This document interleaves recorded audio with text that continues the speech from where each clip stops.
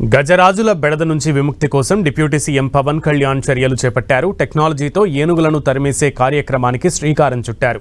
AI technology సాయంతో gun shot శబ్దాలతో ఏనుగులను ఈజీగా తరిమివేసే విధానాన్ని తీసుకువచ్చారు పవన్. ఏనుగుల రాకను పసిగట్టిన ఏఐ కెమెరా తుపాకీ శబ్దాలను చేస్తుంది. ఆ పేలుడు శబ్దానికి ఏనుగులు భయంతో పరుగులు తీస్తాయి. ఇలా ఓ ఏనుగు పారిపోతున్న వీడియో వైరల్గా మారింది. ఇది ఉప ముఖ్యమంత్రి పవన్ కళ్యాణ్ వినూత్న ఆలోచన అంటూ నెటిజన్లు ప్రశంసలు కురిపిస్తున్నారు.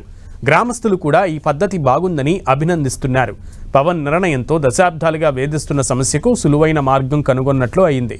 ఈ పద్ధతిని రాష్ట్ర వ్యాప్తంగా విస్తరించాలని పవన్ భావిస్తున్నారు. అదేవిధంగా ఈ విధానాన్ని ఇతర రాష్ట్రాలు సైతం అడిగి తెలుసుకుంటున్నాయి.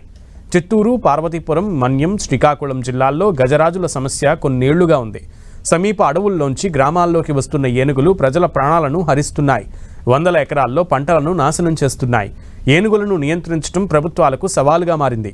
ఈ పరిస్థితుల్లో పవన్ కళ్యాణ్ కర్ణాటక ప్రభుత్వంతో సంప్రదించి 4 శిక్షణ పొందిన కుంకి ఏనుగులను రాష్ట్రానికి తీసుకువచ్చారు. ఇవి ఏనుగుల గుంపు గ్రామాల మీద దాడికి దిగితే వాటిని తిరిగి అడవుల్లో పంపించేందుకు ఉపయోగపడుతున్నాయి. అయితే 4 ఏనుగులను అటు ఇటు తిప్పడం ఇబ్బందికరంగా మారింది. దీంతో ఏఐ టెక్నాలజీతో ఏనుగులను నియంత్రించే విధానానికి శ్రీకారం చుట్టారు పవన్ కళ్యాణ్.